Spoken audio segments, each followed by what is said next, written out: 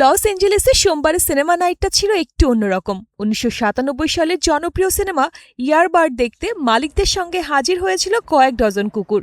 আয়োজনটি ছিল ফ্র্যাঞ্চাইজিটির নতুন cinema ইয়ারবার্ডস return মুক্তির আগের বিশেষ প্রদর্শনী।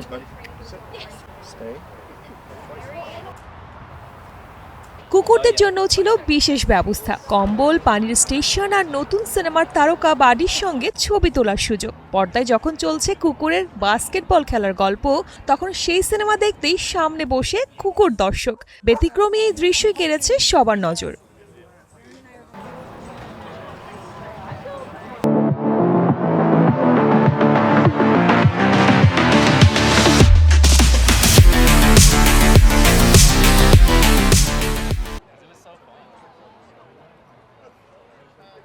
নতুন ছবির গল্পে এক কিশোরের সঙ্গে পথের কুকুর বাডির বন্ধুত্ব হয় এবং নতুন করে বাস্কেটবল চ্যাম্পিয়নশিপের লড়াই উঠে আসবে।